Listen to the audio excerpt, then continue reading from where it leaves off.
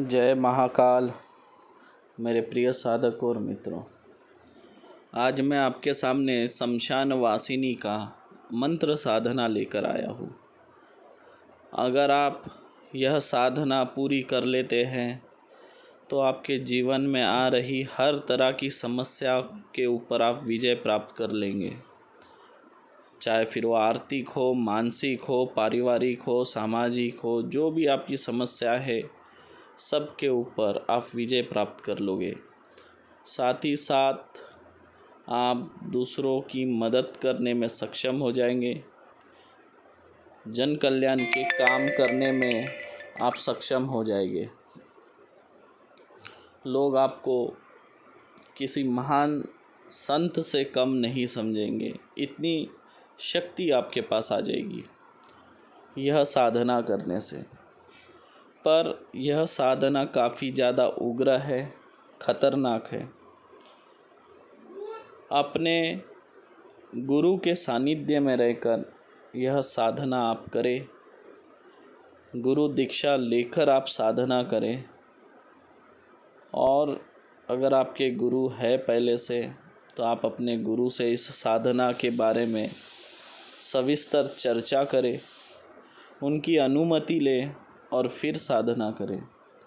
अगर आपके पास कोई योग्य गुरु नहीं है तो आप हमसे भी दीक्षा ले सकते हैं और हमारे सानिध्य में रहकर आप ये साधना कर सकते हो। साधकों, आप सभी से मैं एक बात कहना चाहूँगा कि साधना क्या है, साधना का मतलब क्या होता है। साधना का मतलब होता है खुद के ऊपर विजय प्राप्त करना। खुद के ऊपर मतलब खुद के विचारों के ऊपर, खुद के दिल के ऊपर, खुद के दिमाग के ऊपर।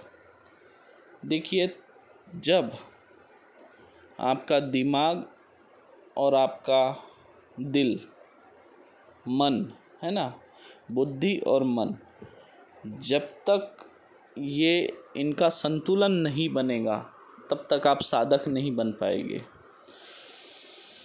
अगर आपके दिमाग में कुछ सोच चल रही है और आप साधना कर रहे हो तो आपकी साधना सफल नहीं होगी। या आप दिमाग से साधना कर रहे हैं यानी आपकी बुद्धि साधना में और मन कहीं और है तो भी आपकी साधना सफल नहीं होगी।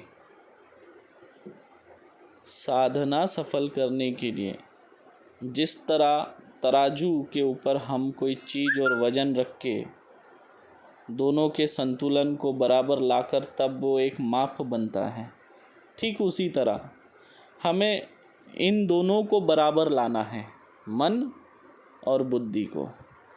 तब आप एक अच्छे साधक बनेंगे। एक सत्य है जिससे आप हमेशा भागते हो, दूर भागते हो। सच से डर रहे हो। आपने जन्म लिया है, इस दुनिया में जन्म लेकर आए हो, पर आपको एक दिन जाना है। एक दिन आपको इस शरीर को छोड़कर जाना ही है, ये सत्य है, कटु सत्य है।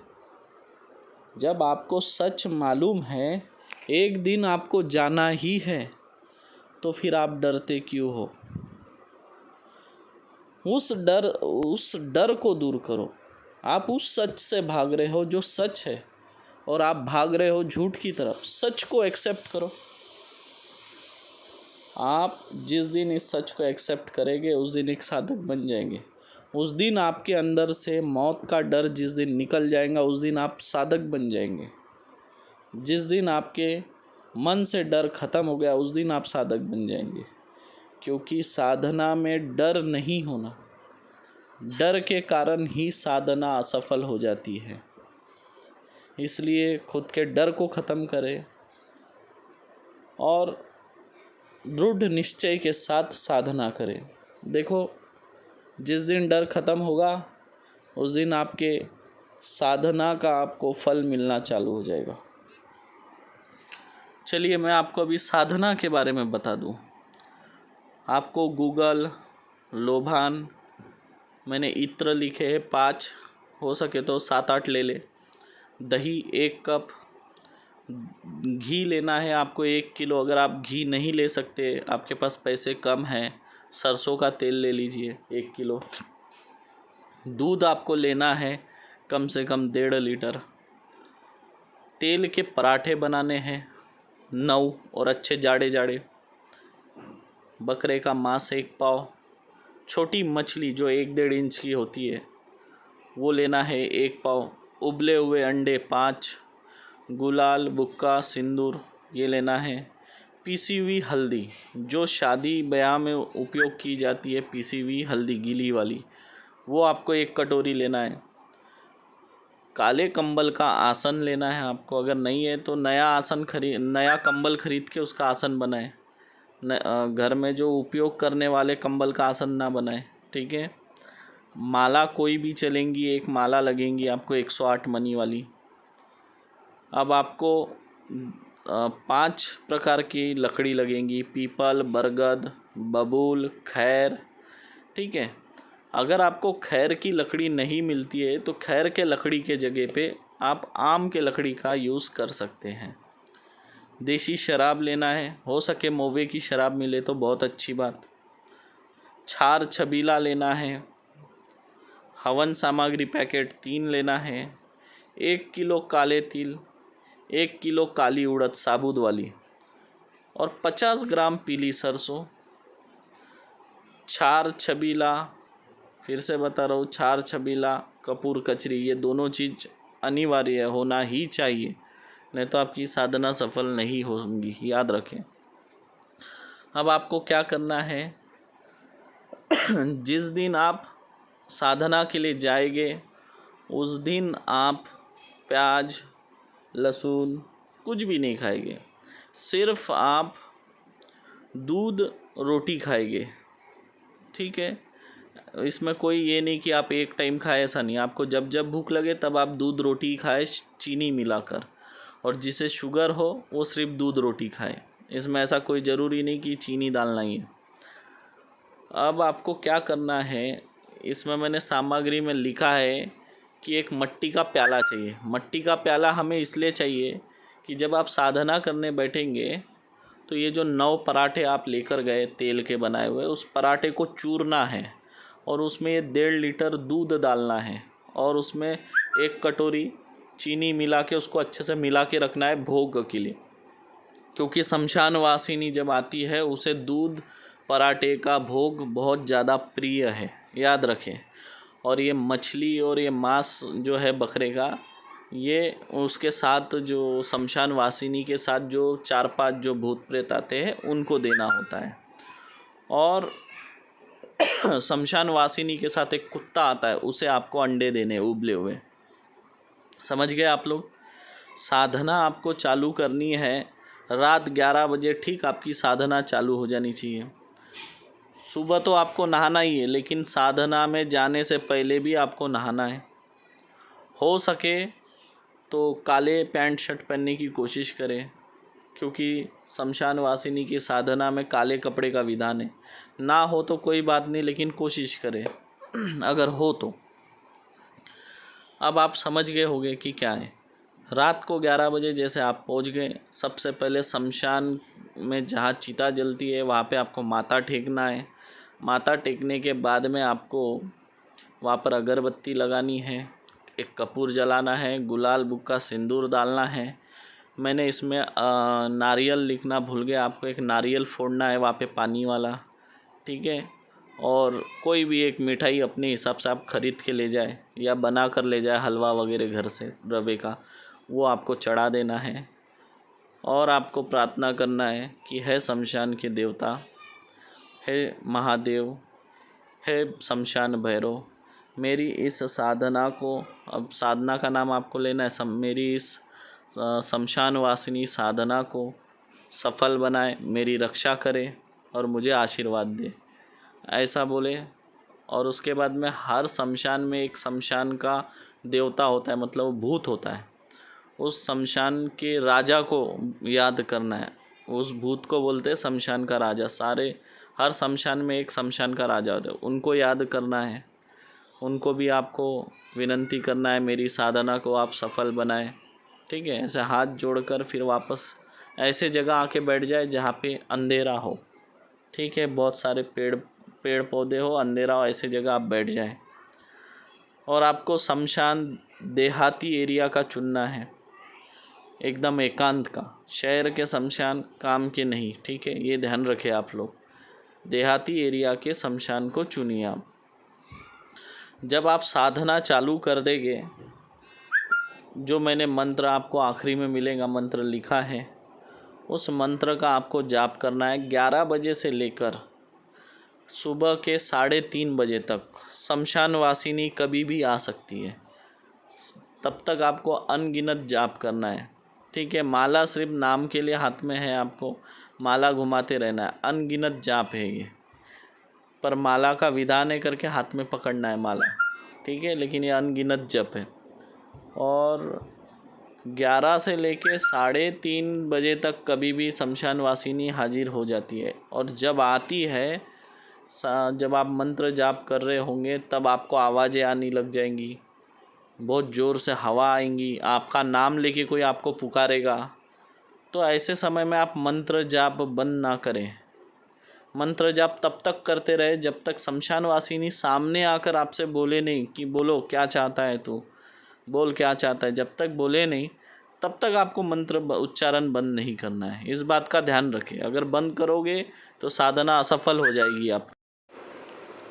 और याद रखें, आपको घबराना नहीं है। जब माता आपसे पूछेंगी, शमशान वासिनी आपसे पूछेंगी कि क्या चाहता है, तब आप दोनों हाथ से ऐसे प्याले को पकड़ते हुए बोले, माता मेरा प्रणाम स्वीकार करें और मेरे तरफ से ये भोग आप स्वीकार करें। ठीक है, ऐसा बोल के आपको देना है, वो आपका भोग स्वीकार करेगी। उसके बाद जो शमशान वासिनी के साथ में और 5-6 लोग आते हैं, उन्हें आपको क्या करना है, जो बकरे और मछली है जो आप लेकर गए वो आपको देना है। उन्हें भी बोले ये भोग आप स्वीकार करें, वो लोग ले लेंगे। उसके बाद में जो उबले हुए अंडे हैं, आप देखेंगे शमशान वासिनी के साथ एक कुत्ता आता है, आखिरी में उसे जो 5 अंडे हैं उसे देना है और बोलते हुए देना है सम्मान पूर्वक।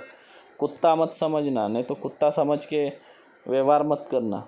ठीक है, नहीं तो शमशान वासिनी रुष्ट हो सकती है आपसे और श्राप भी दे सकती है।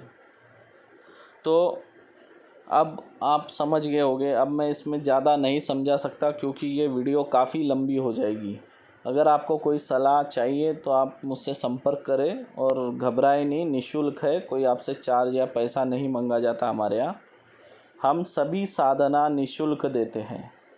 हम किसी मंत्र के लिए या किसी पूजा पाठ के नाम पर किसी से 1 रुपया लेते नहीं, या कोई मंत्र या कोई विधि देने के नाम पर हम किसी से पैसा लेते नहीं। और हम आपको सलाह देंगे कि योग्य गुरु के शरण में जाएं।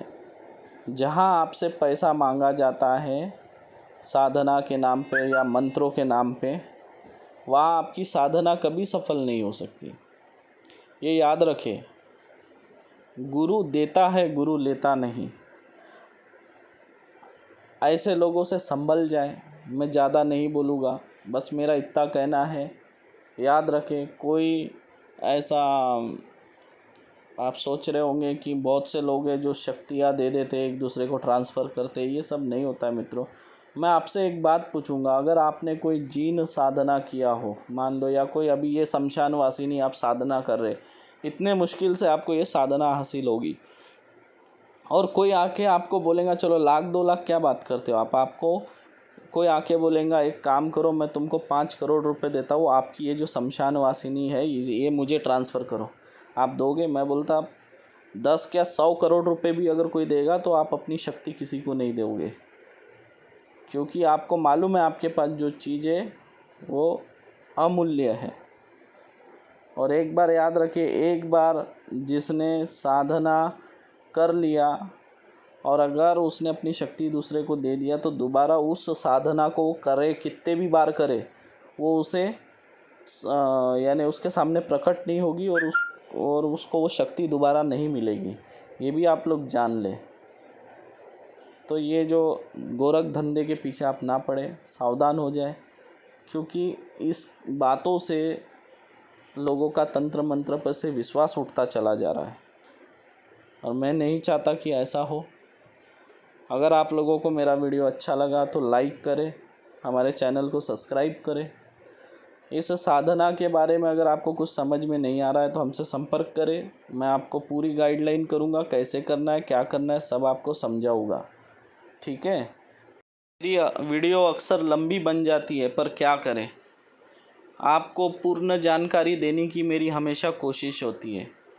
क्योंकि आप अभिमन्यु को तो जानते होंगे, उसके बारे में कथा में सुना ही होगा आपने। तो अभिमन्यु माँ के पेट में चक्रव्यूह के अंदर घुसने की विद्या तो सीख लिए थे, लेकिन उनकी माता सो गई थी कथा सुनते सुनते, विद्या के बारे में सुनते सुनते। तो इस वजह से अभिमन्यु चक्रव्यूह से बाहर निकलने की विद्या नहीं सीख पाए। तो युद्ध में जब वे चक्रव्यूह के अंदर तो चले गए, लेकिन उन्हें निकलते आने की विद्या मालूम नहीं थी। तो इस वजह से उन्हें अपनी जान गंवानी पड़ी। और मैं नहीं चाहता कि मेरे कोई साधकों के साथ ऐसा हो, और इसलिए मैं हमेशा बोलता हूँ आधा अधूरा ज्ञान हमेशा घातक होता है। और मैं नहीं चाहता कि आप लोगों के साथ कभी कोई ऐसी घटना हो। अगर आपके कोई गुरु नहीं है तो आप हमसे गुरु दीक्षा ले सकते हैं और हमारे सानिध्य में रहकर साधना कर सकते हैं। और हमेशा उग्र साधनाएं गुरु के पास जाकर ही साधना करें। मैं हमेशा ये सलाह देता हूँ आपको, क्योंकि आपका गुरु अगर कलकत्ता में बैठे हैं और आप मुंबई में बैठे हैं तो ये सही बात नहीं है। साधकों, अगर आपके ऊपर कोई मुसीबत आती है तो आपको बचाएगा कौन? आप मुझे बताइए, कौन बचाएगा आपको? क्योंकि ये कोई गुड्डा गुड्डी का खेल नहीं है, ये बहुत खतरनाक चीज़ें हैं। इसमें आपके ज़िंदगी का सवाल है, ये आप सोचें। और हमेशा उग्र साधनाएं अपने गुरु के सानिध्य में रहें और उनके सानिध्य में रहकर आप साधनाएं करें। तो इससे आपको दो फायदा होगा। एक तो आपके अंदर का डर जो है वो ख़त्म हो जाएगा, क्योंकि आपको पता है आप गुरु के सानिध्य में हैं। आपको ये पता है कुछ भी हुआ तो गुरुदेव बचा लेंगे। तो वो जो एक अंदर की जो शक्ति है वो आपको साधना में सफल बनाती है। और कुछ होता भी है तो आपके गुरु आपकी रक्षा करते हैं। गुरु एक छतरी की तरह, जैसे छतरी हमें बारिश से बचाती है, गुरु वैसे ही हमें कई तरह के मुसीबतों से बचाते हैं। इसलिए गुरु के छत्र छाया में रहे, हमेशा बोलते हैं ना, छत्र छाया में रहे, इसीलिए बोला जाता है।